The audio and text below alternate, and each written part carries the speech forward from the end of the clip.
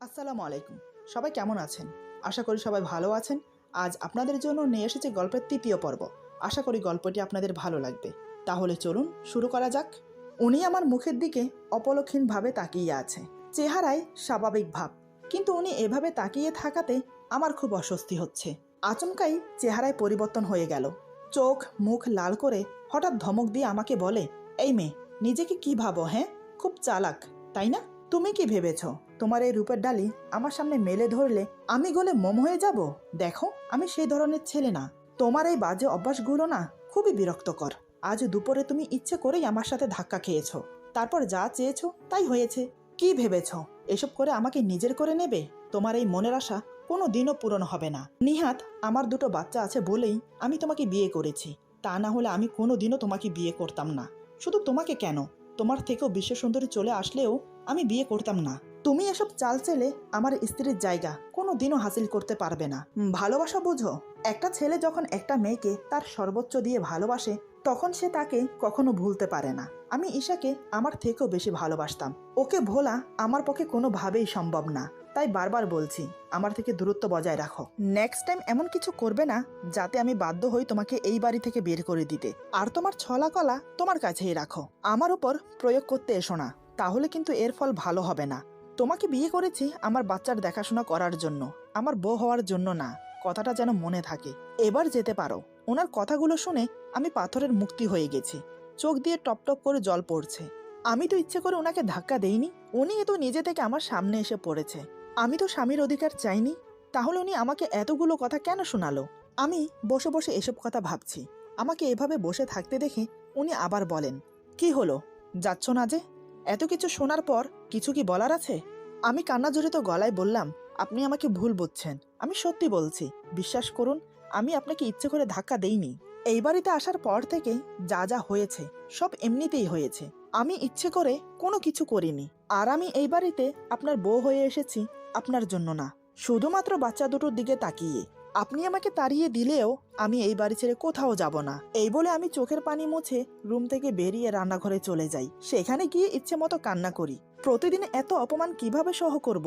কেনই বা উনি বারবার ইচ্ছে করে আমাকে অপমান করছে? উনি কি চান না আমি এই বাড়িতে থাকি? কিন্তু আমি যে এখন পিছনে ফিরে যেতে পারবো না। আমি যে নিজের ইচ্ছায় এসেছি এখানে, নিজের ইচ্ছায় ওনাকে বিয়ে করেছি, শুধুমাত্র বাচ্চা দুটোর জন্য। আমি যে ওদের মায়ায় পড়ে গেছি, ওদের ছেড়ে যাওয়ার কোনো প্রশ্নই ওঠে না। যাব না আমি। আমাকে তাড়িয়ে দিলেও আমি যাব না। কি ভেবেছেন উনি আমাকে এভাবে অপমান করে এই বাড়ি থেকে তাড়িয়ে দেবে? সে আশা ওনার কোনো দিনও পূরণ হবে না। আমি হতে দেব না। আমার মেয়েদের থেকে আমাকে আলাদা করবে? দেখা যাক না কে কতদূর এগোতে পারে। এসব ভাবতেই মনটা হালকা হয়ে গেল। আমি চোখে মুখে পানি দিয়ে নিজেকে ফ্রেশ করে নিলাম। তারপর বাচ্চাদের জন্য দুধ গরম করে ফিটারে ভরে মায়ের রুমে চলে গেলাম। শাশুড়ি মা আমাকে দেখেই চিন্তায় পড়ে গেলেন। তিনি খুব ভালো করেই বুঝতে পারলেন ওনার ছেলের সাথে আমার কিছু একটা হয়েছে, কিন্তু তিনি আমাকে কি বলে সান্ত্বনা দেবেন সেটাই খুঁজে পাচ্ছে না। তাই চুপচাপ বসে রইলেন। অন্য প্রসঙ্গে আমার সাথে কথা বলতে লাগলেন। রাতে সবাই একসাথে খেতে বসলাম।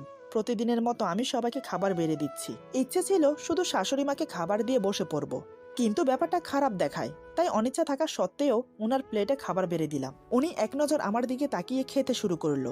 আমি কিছু না বলে রান্নাঘরে চলে গেলাম। তারপর ওনারা খেয়ে যে যার রুমে চলে গেল।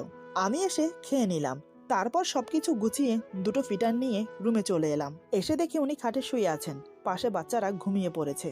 আমি কোনো কথা না বলে ফিটারগুলোকে টাওলে মুড়িয়ে বালিশের কাছে রেখে শুয়ে পড়লাম। আমাকে এভাবে চুপচাপ শুয়ে পড়তে দেখে ফাহিম বুঝতে পারলো আমি রেগে আছি। সে মনে মনে বলে, সন্ধ্যার দিকে মনে হয় একটু বেশিই বলে ফেলেছি। এমন করে বলা উচিত হয়নি আমার। হয়তো সে ইচ্ছে করে করেনি, আমার বুঝতে ভুল হয়েছে। কিছুক্ষণ নানান কথা ভেবে আমাকে উদ্দেশ্য করে বলে, এই মেয়ে, ঘুমিয়ে পড়েছ নাকি? এই মেয়ে কথাটা শুনে মেজাজ খারাপ হয়ে গেল আমার। কতবার বলেছি আমার নাম আছে, আমাকে শুধু শুধু এই মেয়ে ডাকবেন না। চুপচাপ শুয়ে মনে মনে কথাগুলো ভাবছি। এদিকে উনি আমাকে চুপ দেখে আবার বলে, এই মেয়ে, কি হলো, কথা বলছো না কেন? এবার আমি আর চুপ থাকতে পারলাম না। আমি বললাম, এই যে শুনুন, আমার না একটা নাম আছে, সেটা নিশ্চয়ই জানেন। ফাহিম বলে, জানি তো। তো আমি বললাম, তাহলে নাম ধরে ডাকুন না, কেন শুধু শুধু এই মেয়ে করছেন? ফাহিম বলে, অত নাম ধরে ডাকতে পারবো না, যখন যেভাবে ডাকবো সেভাবে কথার উত্তর দেবে। আমি বললাম, তাহলে কি আমাকে পাগল ছাগল বলে ডাকলেও উত্তর দিতে হবে? ফাহিম বলে, তুমি তো খুব বাচাল, এত কথা বলো কেন? আমি বললাম, বারে, এখন আমি বাচাল হয়ে গেলাম। আমি তো আপনার সাথে কথাই বলছি না। আপনিই তো আমার সাথে আগে কথা বললেন।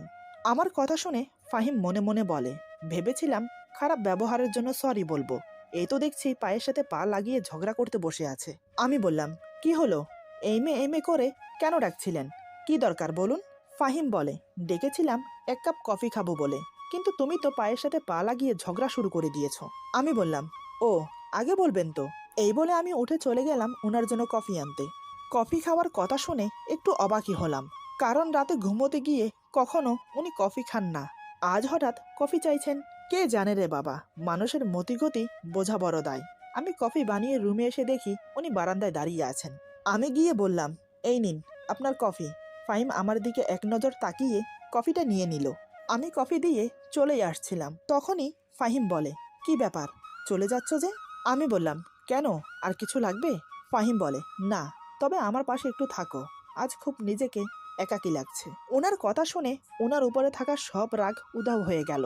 বুকের ভেতরটা মোচড় দিয়ে উঠল কষ্টে। যতই উনি আমাকে বকা দিক, তবুও তো উনি আমার স্বামী। আমি চুপচাপ ওনার পাশে গিয়ে দাঁড়ালাম। ফাহিম আমার দিকে এক নজর তাকিয়ে বলে, সুন্দর ব্যবহারের জন্য আমি খুবই দুঃখিত। আসলে ওভাবে তোমাকে বলা উচিত হয়নি আমার। জানি না মাঝে মাঝে আমার কি হয়ে যায়, পারলে আমাকে ক্ষমা করো। আমি বললাম, থাক না ওসব কথা, আর এমনিতেও আমি কিছু মনে করিনি।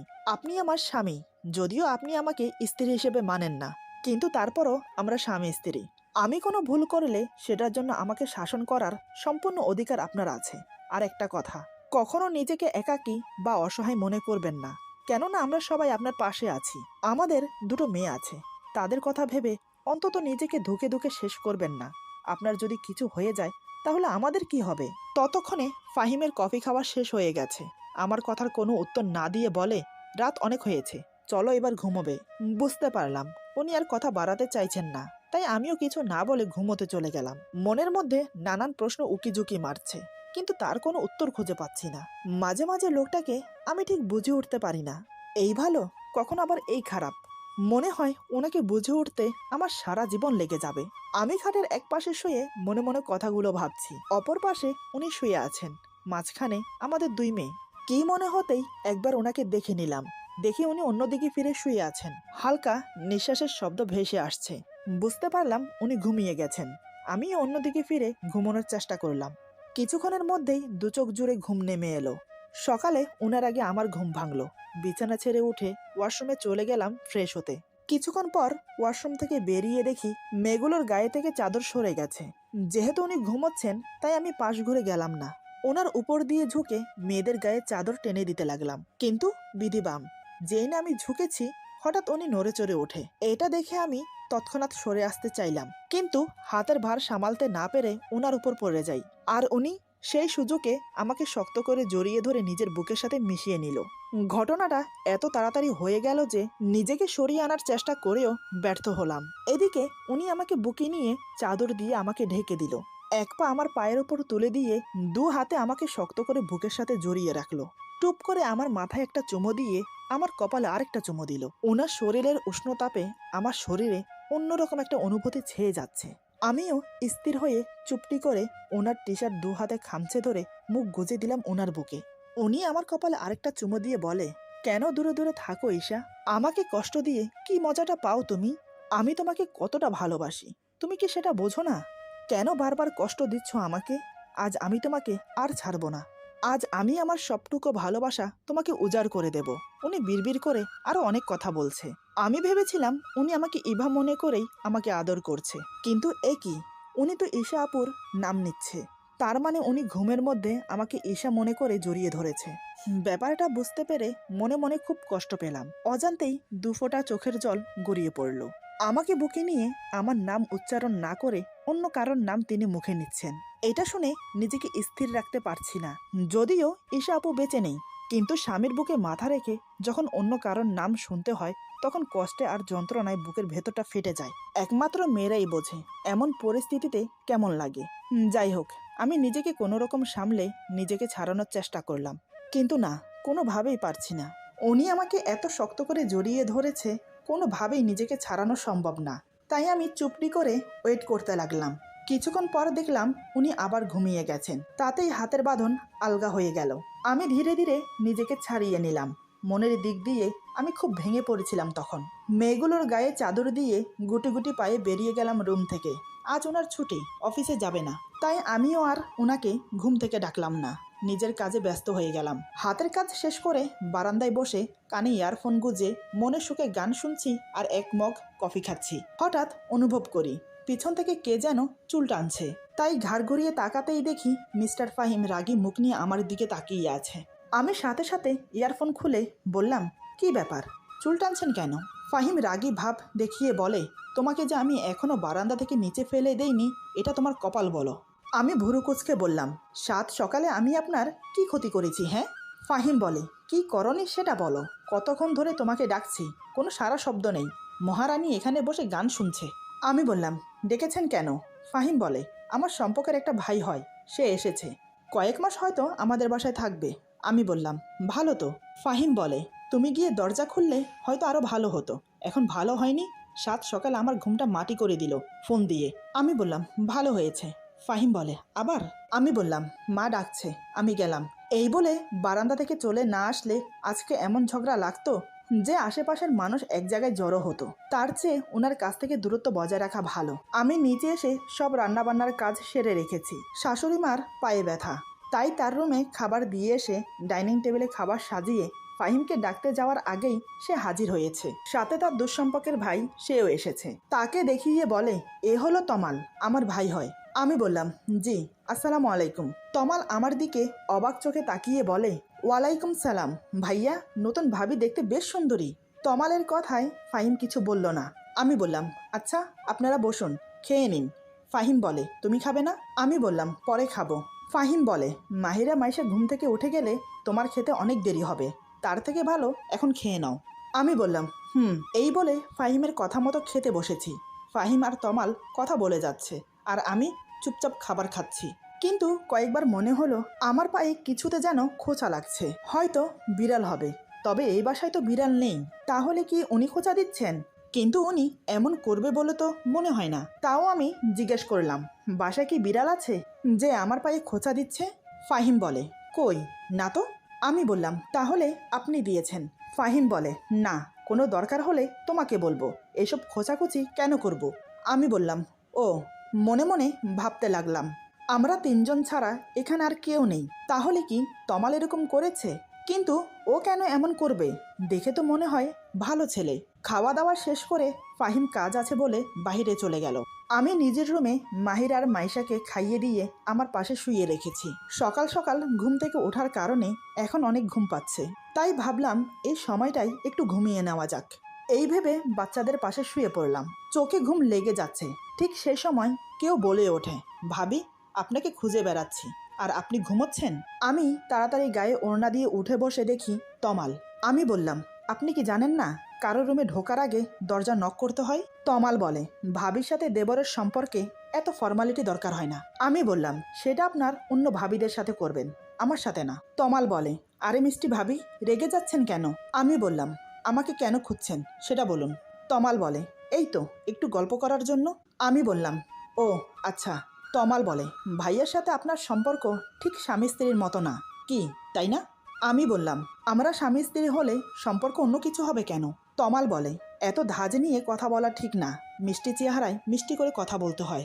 আমি বললাম, আপনার সাথে পরে কথা হবে, এখন আপনি যান। তমাল বলে, আচ্ছা, পরেই না হয় আসবো। এই বলে তমাল চলে গেল। তমাল রুম থেকে বের হওয়ার পর আমি দরজা লক করে দিলাম। এখন বুঝতে পেরেছি খাবার টেবিলের কাজটা তমাল করেছে। ওর কথাবার্তা ভালো না, তেমন চোখের চাহনি বড্ড খারাপ। খাবার টেবিলের কথা মনে পড়তেই রাগে গা জ্বলে যাচ্ছে। সারাদিনে কাজে না থাকায় রুমে থাকতে পেরেছি। সন্ধ্যার দিকে ফাহিম অনেকগুলো ফুচকা হালিম নিয়ে বাসায় ফিরেছে। তারপর সবাই একসাথে বসে খাচ্ছি। তখনই ফাহিমের অনেক ঝাল লাগে, তাই সে পানি নিয়ে আসতে গেল। সাথে শাশুড়ি মাও আমার হয়ে গেছে বলে নিজের রুমে চলে গেল। সেই ফাঁকে তমাল হঠাৎ করে আমার হাতের ফুচকাটা ওর মুখে নিয়ে নিল। এটা দেখে আমার খুব রাগ হলো। আমি বললাম, প্লেটে ফুচকা রাখা আছে, সেটা না খেয়ে আমার হাতেরটা নিয়েছেন কেন? এরকম অসভ্যতা আমি একদম পছন্দ করি না। তমাল বলে, পছন্দ করো না ঠিক আছে, তাহলে কি করবে? ভাইয়াকে বলে দেবে? দাও। আমি বললাম, হ্যাঁ অবশ্যই বলবো। তমাল মুচকি এসে বলে, বলে দেখো, বিশ্বাস করবে না। এরই মধ্যে ফাহিম পানি নিয়ে আসলো। আমারও ঝাল লেগেছিল, তাই এক গ্লাস পানি ঢেলে খেতে লাগলাম। এই সুযোগে তমাল বলে, ভাবির এত ঝাল লেগেছে, তাও কিন্তু ফুচকা খাওয়া ছাড়েনি, এমনকি আমার হাতেরটাও নিয়ে খেয়েছে। তমালের কথা শুনে মন চাচ্ছে ওর গালে একটা থাপ্পড় বসিয়ে দেই, কিন্তু না, ফাহিম ওকে ভালো ছেলে বলে জানে। আমি কোনো কথা বললাম না, চুপচাপ সেখান থেকে রুমে চলে আসলাম। অতীত ভুলে নতুন করে সংসার শুরু করেছি, কিন্তু তাও বিপদ আমাকে ছাড়ে না। কী করে যে তমালের খারাপ উদ্দেশ্য সবার সামনে প্রকাশ করব ভেবে পাচ্ছি না। ফাহিমকে বলতে খুব ভয় লাগছে, যদি আমাকে ভুল বোঝে খুব অস্থির লাগছে, তাই বারান্দায় গিয়ে পায়চারি করছি। বেশ কিছুক্ষণ পরে ঠিক করলাম ফাহিমকে গিয়ে সব বলে দেব। এই ভেবে রুমে গিয়ে দেখি উনি ঘুমাচ্ছেন, আর কিছু বলা হলো না। আমি আর বেশি চিন্তা ভাবনা না করে ঘুমিয়ে পড়লাম। সকালে ঘুম থেকে তাড়াতাড়ি উঠে ফ্রেশ হয়ে শাশুড়ি মায়ের সাথে বসে কাজ করছি। তখন মাকে জিজ্ঞেস করলাম, আচ্ছা মা, এই তমাল ছেলেটা কেমন? মা বলে, শুনেছি তো ভালো, আমি ওকে আমাদের বাসায় রাখতে চাইনি, কিন্তু ওর বাবা অনেকবার বলেছে রাখতে। আমি বললাম, মা একটা কথা বলবো? মা বলে, হ্যাঁ বলো। আমি বললাম, ও খুব খারাপ ছেলে। তারপর তমাল যা যা করেছে সব মাকে বললাম। আমার মুখে সব শুনে মা তো রেগে মেগে আগুন। মা বলে, আমি এক্ষুনি ওর ব্যবস্থা করছি, দাঁড়া। এই বলে মা রেগে গিয়ে ফাহিমের কাছে যাবে, কিন্তু আমি তাকে যেতে না দিয়ে বললাম, ও মিথ্যে কথা বলে পার পেয়ে যাবে, নয়তোবা আমাকে দোষী করবে। তাই আমি ভাবছি ওকে হাতে নাতে ধরিয়ে দিতে হবে। তবে মা, আজই আমাদের বাসায় ওর শেষ দিন। এমন সময় মাহিরা মাইশার কান্নার আওয়াজ শুনতে পেলাম। আমি হাত ধুয়ে তাড়াতাড়ি রুমে চলে গেলাম। রুমে এসে দেখি ফাহিম ওদের কোলে নিয়ে সামলাচ্ছে। আমি বললাম, ওদের আমার কাছে দিয়ে নাস্তা খেতে যান। ফাহিম বলে, আমার মেয়েরা কিছু খায়নি, সেদিকে তোমার খেয়াল আছে? আমি বললাম, বারে, আমার খেয়াল থাকবে না তো কার থাকবে?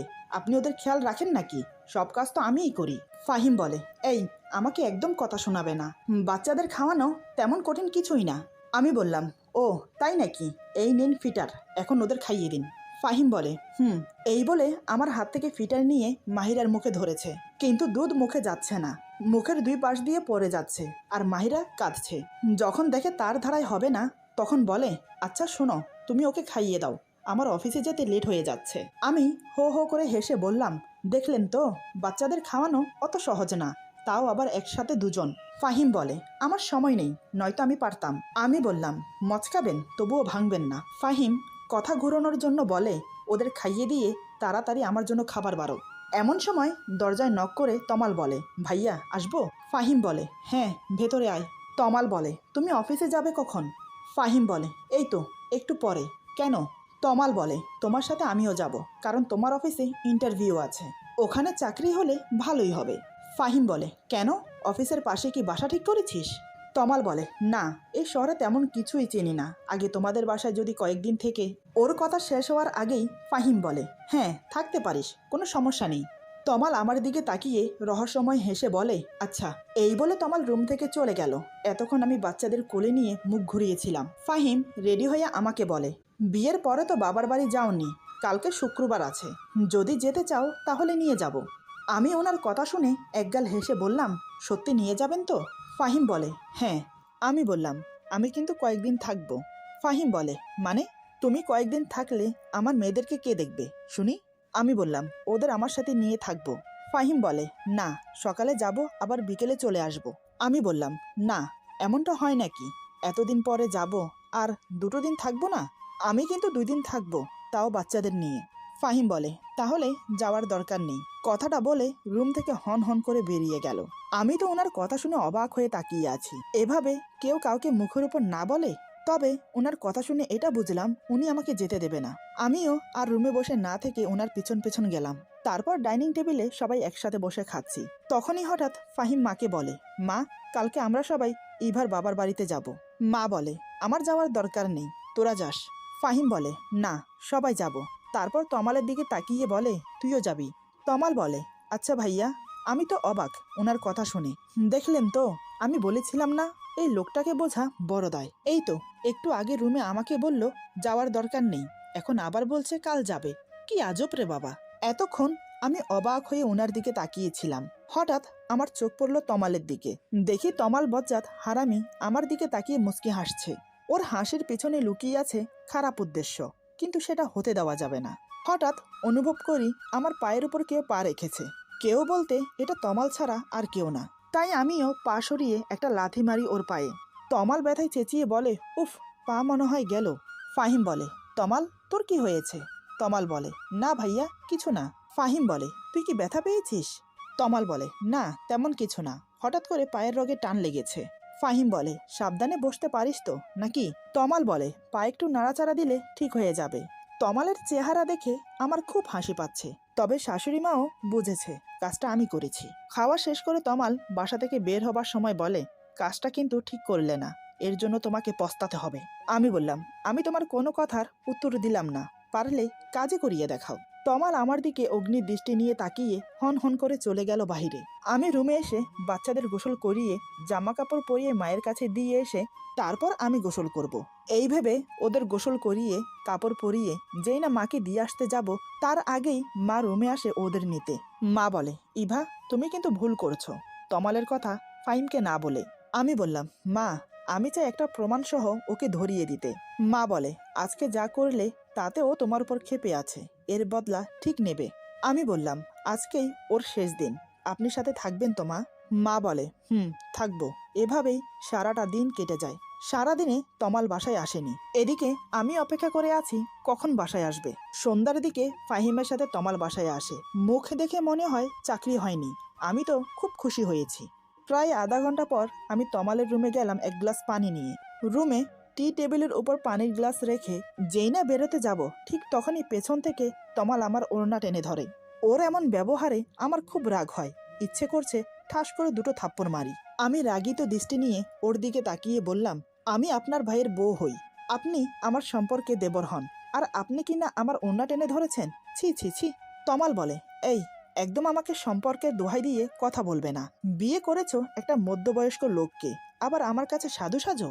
আমি বললাম, আপনাকে ভালোভাবে বলছি, আমার ওড়না ছাড়ুন, নয়তো আমি চিৎকার করব। তমাল মুচকি এসে বলে, চিৎকার করো, আমি বলবো তুমি আমার সাথে সম্পর্কে জড়াতে চাও। আমি বললাম, আপনার মতো নিচু মনের মানুষ একটাও দেখিনি। তমাল বলে, তোমার জন্য নিচু মনের মানুষ হতে হয়েছে। তুমি জানো, প্রথম যেদিন তোমাকে দেখেছি সেদিন থেকে তোমাকে পাওয়ার জন্য মন হাহাকার করছে। তোমাকে ফাহিমের সাথে দেখতে পারি না, ও তোমার থেকে বয়সে অনেক বড়। আমি তোমাকে খুব সুখে রাখতে পারবো, যা ফাহিম কখনো পারবে না। তুমি রাজি হয়ে যাও, আমরা অনেক দূরে চলে যাব। ওর কথা শুনে আমি আমার রাগটা কন্ট্রোল করতে পারলাম না। দুই গালে ঠাস করে থাপ্পড় লাগিয়ে বললাম, তোকে এই কয়দিন অনেক সম্মান দিয়েছি, কিন্তু তুই সম্মানের যোগ্য না। আর কি বললি, ফাহিম আমাকে সুখে রাখতে পারবে না, তাই না? তাহলে শোন, তুই এক যুগ তপস্যা করলেও ফাহিমের মতো হতে পারবি না। ফাহিম আমাকে যতটা সুখে রেখেছে তা আগে কোনো দিনও থাকিনি আমি। আমার হাতে থাপ্পড় খেয়ে তমাল হিংস্র বাঘের মতো ফুঁসতে থাকে। আমার কথাগুলো হজম করতে পারলেও এখন মনে হচ্ছে আমার থাপ্পড় দুটো হজম করতে পারছে না। হঠাৎ সে যা করলো তা কল্পনাতেও ভাবতে পারেনি। এমন কিছু হবে আন্দাজ করেছিলাম, তবে হঠাৎ এতটা বাড়াবাড়ি রকমের হবে সেটা আমি কল্পনাও করতে পারিনি। এরপর যা হলো, আজকের গল্প এখানে সমাপ্ত। গল্পের বাকি অংশ পেয়ে যাবেন আগামী পর্বে। আশা করি গল্পটি আপনাদের ভালো লাগবে। গল্পটি ভালো লাগলো, খারাপ লাগলো, প্লিজ কমেন্টে জানাবেন। আপনাদের একটা কমেন্ট আমাদের সামনের দিকে এগোতে প্রেরণা জাগায়। নতুন নতুন প্লট তৈরি করতে আমাদেরকে অনেক সাহায্য করে। সবাই ভালো থাকবেন, সুস্থ থাকবেন, আর বন্ধুদের সাথে বেশি বেশি শেয়ার করবেন। আল্লাহ হাফেজ।